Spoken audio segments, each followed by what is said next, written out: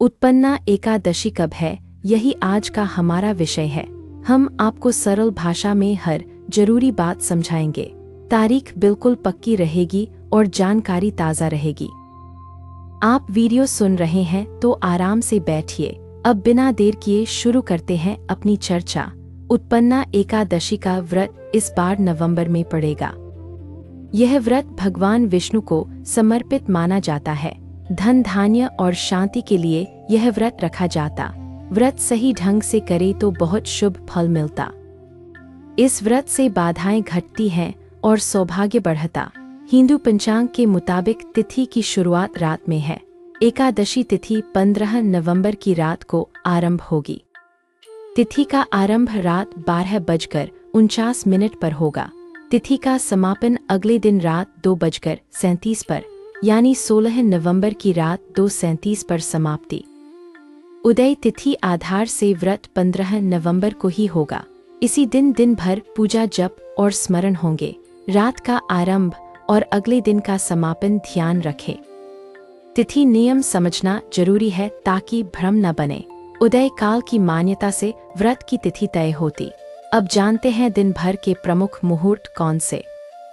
ब्रह्म मुहूर्त सुबह 4:58 से शुरू। ब्रह्म मुहूर्त का समापन सुबह 5:51 पर। प्रातः संध्या सुबह 5:24 से आरंभ होगी। प्रातः संध्या सुबह 6:44 तक रहेगी। अभिजित मुहूर्त दोपहर 11:44 पर शुरू। अभिजित मुहूर्त दोपहर 12:27 पर समाप्त। विजय मुहूर्त दोपहर 1:53 पर आरंभ होगा। विजय मुहूर्त दोपहर 2:36 पर समाप्त होगा। गोधूली मुहूर्त शाम 5:27 पर शुरू होगा। गोधूली मुहूर्त शाम 5:54 तक चलेगा। सायाह्न संध्या शाम 5:27 से चलेगी। सायाह्न संध्या शाम 6:47 तक रहेगी। अमृत काल दोपहर 3:42 से माना जाएगा। अमृत काल शाम 5:27 तक शुभ रहेगा। निशीथा का समय रात 11:39 से शुरू। निशीथा का अंत रात 12:33 पर अगले दिन। इन मुहूर्तों में पूजा और ध्यान उत्तम फल देते। सुबह का ब्रह्म मुहूर्त जप और ध्यान के अनुकूल। अभिजित में संकल्प और दीपदान विशेष फलदायी बताए गए। व्रत का संकल्प सूर्योदय के बाद ही लिया जाए। साफ मन से थोड़े जल और अक्षत लेकर दाहिने हाथ में जल लेकर संकल्प बोला जाए। मन में भगवान विष्णु का रूप ध्यान में लाए। संकल्प में तिथि मास और अपना नाम बोले। उच्चारण सरल रखें और मन शांत बनाए रखें। अब पूजा सामग्री की छोटी सी सूची सुनिए। पीला पुष्प, तुलसी पत्र, धूप, दीप और नैवेद्य रखें। पंचामृत या साफ जल से अभिषेक कीजिए। पीला वस्त्र या साफ कपड़ा आसन हेतु रखें। श्री विष्णु की मूर्ति या तस्वीर स्थापित करें। तुलसी दल बिना पूजा अधूरी मानी जाती है। ध्यान रखिए तुलसी को छूते समय पवित्र रहें। पहले स्नान कर लें फिर आसन पर बैठें। दीपक जलाकर ईश्वर का आह्वान शांत भाव से। अब मंत्र जप के बारे में थोड़ी जानकारी दें। श्री हरि के नामों का जप सर्वोत्तम माना गया। ओम नमो भगवते वासुदेवाय का जप करें। विष्णु सहस्रनाम का पाठ हो तो उत्तम। कम से कम एक माला शांत मन से करें। पूजा के बाद व्रत नियम विधि अनुसार निभाइए। यदि सक्षम हो तो निर्जल रात तक निभाइए, अन्यथा फलाहार लेकर दिन भर व्रत रखें। सात्विक आहार में फल, सूखे मेवे शामिल रखें। भोजन में अनाज और चावल से बचना चाहिए। लहसुन, प्याज और तामसिक वस्तु से दूर रहें। क्रोध और कटु वचन से अपने मन को बचाएं। दान और सेवा के अवसर जरूर खोजिए और कीजिए। संध्या के समय आरती अवश्य कर लीजिए। रात को कथा सुनकर मन को पवित्र बनाइए। व्रत पारण कब करना है यह समझना जरूरी। द्वादशी तिथि में सूर्योदय के बाद पारण करें। हरिवासर समाप्त हो जाने पर पारण उत्तम। यह अगले दिन 16 नवंबर की सुबह होगा। साफ जल पीकर तुलसी चरना अमृत माने। फिर सात्विक भोजन करके व्रत का समापन करें। बुजुर्ग और रोगी नियम में लचीलापन रख सकते। मुख्य भाव शुद्ध नियत और हरि स्मरण रहना। पारण से पहले भगवान को नैवेद्य अर्पित करे। गाय को घास और ब्राह्मण को दक्षिणा देना उत्तम। पूजा की विधि को अब चरण दर चरण समझे। घर के उत्तर पूर्व भाग को साफ करके सजाएं। पीला कपड़ा बिछाकर तस्वीर या मूर्ति रखें। अक्षत, कुंकुम और पुष्प से आसन पूजित करें। गंगाजल छिड़ककर स्थान को शुद्ध बना लें। दीपक बाएं और अगरबत्ती दाएं ओर रखें। शंख बजाकर वातावरण को पवित्र किया जाए। अब आचमन करके मन को भीतर से शांत करें। विघ्नहर्ता गणेश का स्मरण कर शुरुआत करें। अब विष्णु जी का आह्वान स्तुति के साथ करें। फिर पंचोपचार या षोडशोपचार से पूजा करें। जल स्नान, फूल, वस्त्र, चंदन और नैवेद्य अर्पित। तुलसी पत्र हर बार प्रसाद के साथ रखें। आखिर में आरती और क्षमा याचना विनम्रता से। जितना समय मिले उतना हरि नाम जपे। ध्यान में शंख, चक्र, गदा, पद्म का स्मरण करें। मन की बेचैनी शांत होकर भक्ति में ढलती। भक्ति से कर्म और नजरिया दोनों सुधरते हैं। अब जानते हैं इस व्रत का महत्व क्या है। उत्पन्ना एकादशी को पाप नाशिनी कहा जाता है। कष्ट हारने और सुख की उत्पत्ति इसका तात्पर्य। धन, धान्य और आयु बढ़ाने के लिए विख्यात। भक्ति पथ पर चलने की प्रेरणा यह तिथि देती। जीवन में संतुलन, संयम और सरलता का विकास।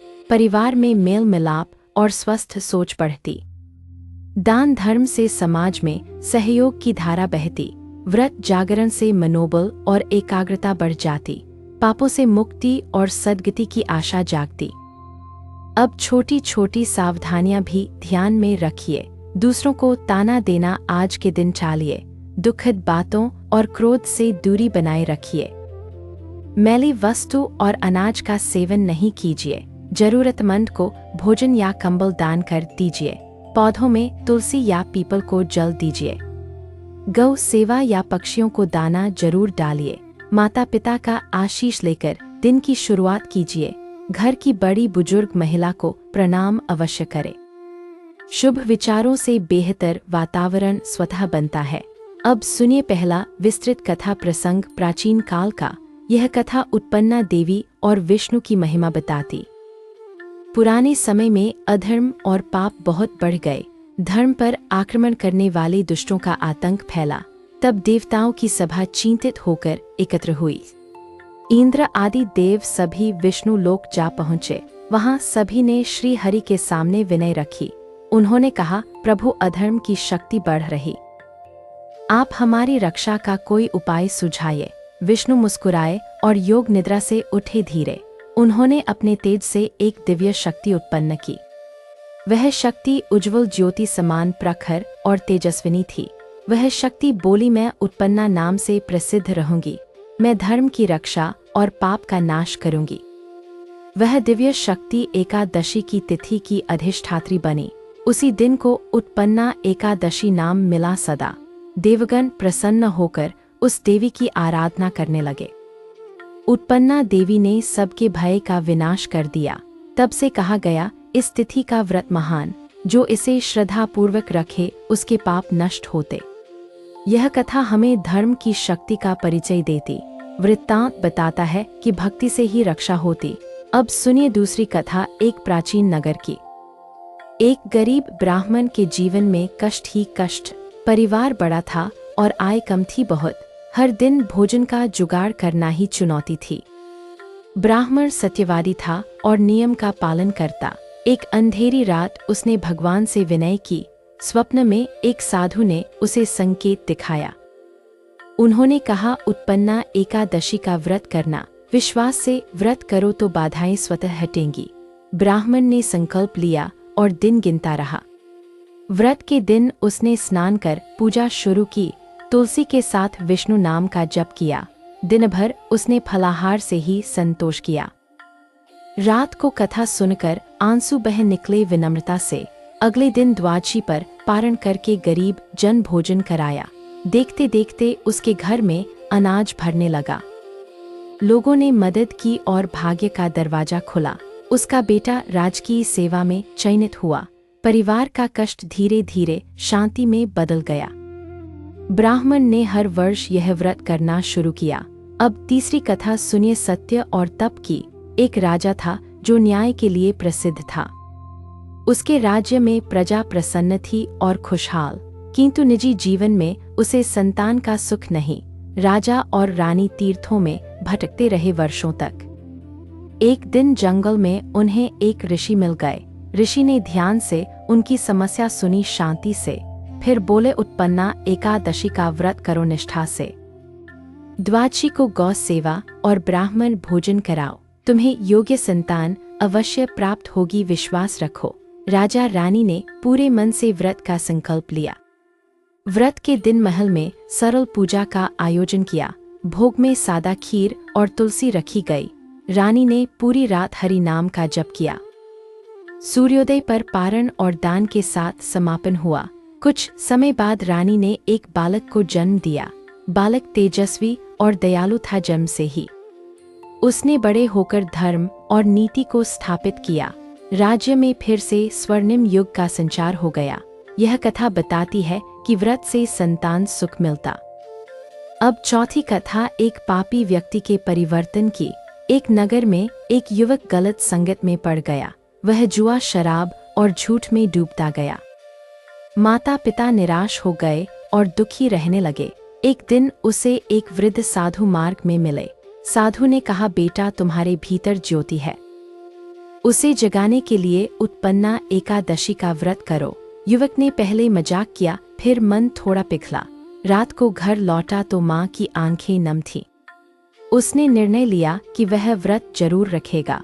सुबह जल्दी उठकर स्नान किया और पूजा की। दिन भर किसी को बुरा नहीं कहा, शांति रखी। रात को कथा में अपने पापों पर पछतावा हुआ। अगली सुबह पारण करके उसने गुरुदेव से क्षमा मांगी। धीरे धीरे उसने बुरी आदतें पूरी तरह छोड़ दी। सच्चाई से कमाने लगा और लोगों की सेवा करने लगा। वह नगर का सम्मानित सेवाभावी नागरिक कहलाने लगा। व्रत ने उसकी दिशा बदल दी और जीवन सुधरा। यह कथा समझाती है कि सुधार संभव है सदैव। अब पांचवी कथा एक प्राचीन वन और आश्रम की। वन में एक आश्रम था जहां वेद का अध्ययन होता। गुरु कठोर थे पर हृदय से अत्यंत करुणामय थे। शिष्य अनेक थे पर एक बालक बहुत निराश रहता। उसे पाठ याद नहीं होता और मन भटकता रहता। उसने गुरु से विनय की कि उपाय बताए। गुरु बोले, मन शुद्धि के लिए एकादशी उत्तम है। उत्पन्ना एकादशी पर व्रत करके नाम जप करना। बेटा, तुम जप के साथ सेवा भी करना। बालक ने व्रत के दिन गौशाला की सफाई की। उसने भूखे साधुओं को फल और जल बांटा। रात में दीर्घ ध्यान किया और नाम का जप। अगले दिन पारण के बाद उसने पाठ दोहराया।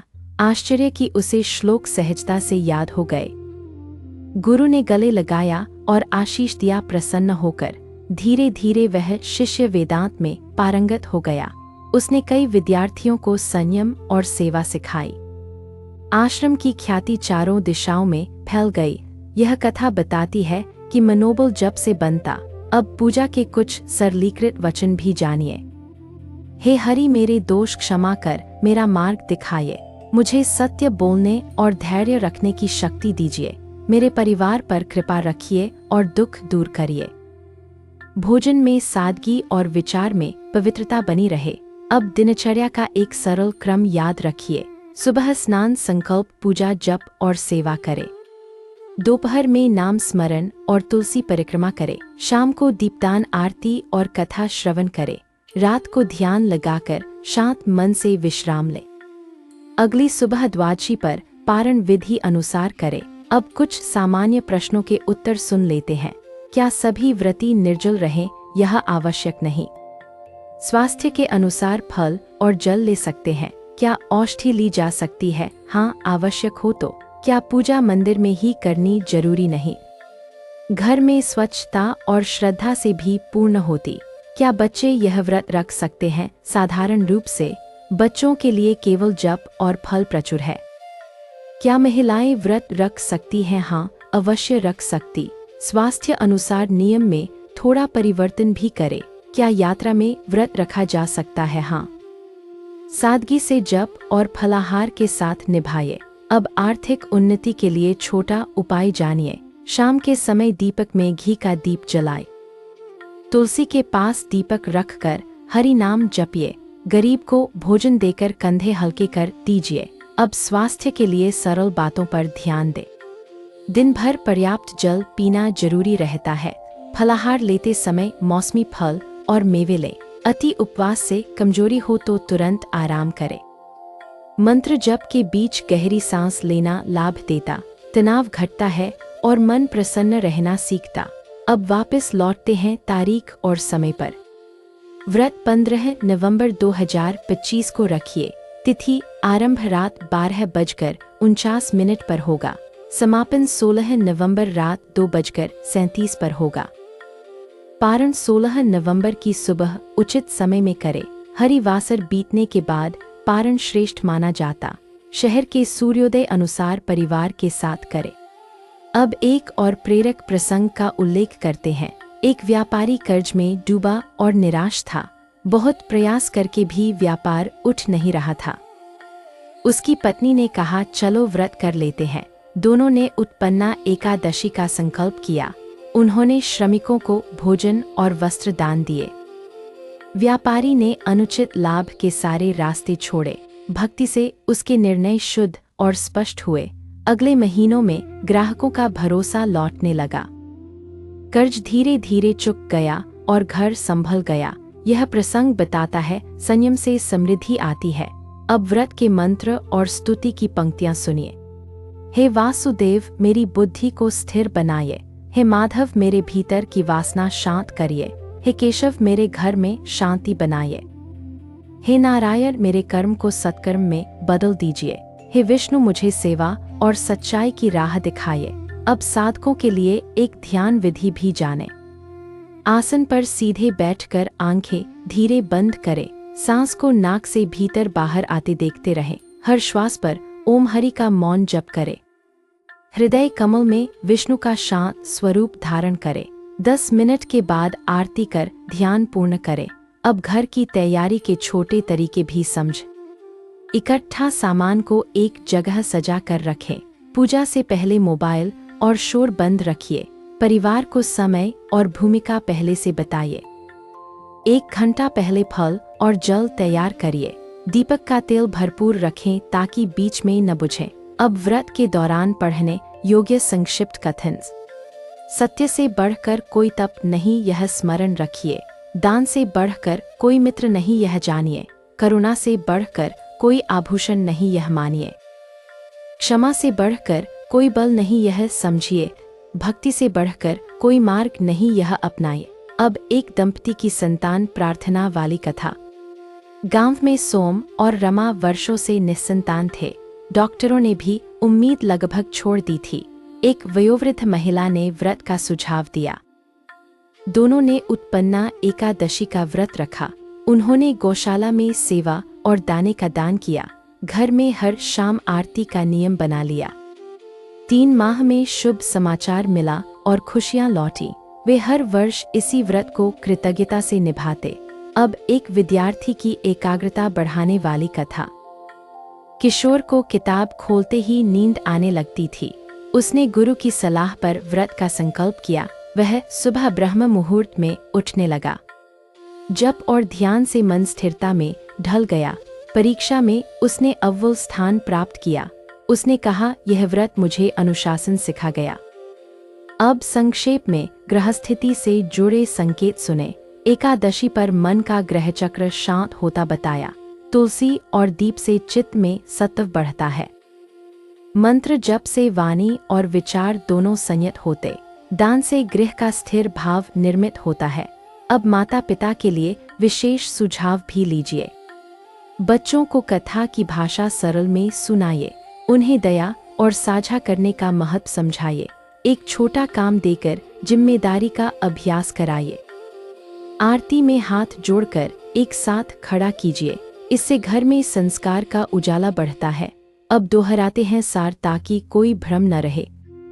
व्रत 15 नवंबर 2025 को निश्चित। तिथि आरंभ रात 12:49 पर होता। तिथि अंत 16 नवंबर रात 2:37 पर। पारण 16 नवंबर को सूर्योदय के बाद करें। ब्रह्म मुहूर्त सुबह 4:58 से 5:51। प्रातः संध्या सुबह 5:24 से 6:44, अभिजित दोपहर 11:44 से 12:27, विजय दोपहर 1:53 से 2:36 तक, गोधूली शाम 5:27 से शाम 5:54, सायाह्न संध्या शाम 5:27 से 6:47, अमृतकाल दोपहर 3:42 से शाम 5:27, निशीथा रात 11:39 से रात 12:33। अब अंत में कृतज्ञता और प्रार्थना से बात समाप्त। भगवान से निवेदन है सबके घर में सुख रहे, बीमारों को स्वास्थ्य मिले और मन प्रसन्न रहे, छात्रों को एकाग्रता मिले और कर्मयोग बढ़े, रोजगार के अवसर बने और मेहनत का फल मिले, परिवार में मेल मिलाप और सद्भावना बनी रहे। आज की चर्चा यहीं पूर्ण करती हुई विदा लेते। आपको उत्पन्ना एकादशी की हार्दिक शुभकामनाएं देते। हरि नाम स्मरण करते रहिए और मुस्कुराते रहिए। अगली बार फिर मिलेंगे नए विषय के साथ। जय श्री हरि और आपका दिन शुभ हो। यदि चाहें तो मैं विस्तृत कथाएं और बढ़ा दूं। आपके शहर के सूर्योदय अनुसार पारण खिड़की बताऊं। आप टिप्पणी करें और अपना नगर नाम लिखें। मैं अगले भाग में सही समय साझा कर दूंगा। धन्यवाद कि आपने धैर्य से अंत तक सुना। भगवान आपकी हर मनोकामना पूर्ण करे, यही प्रार्थना।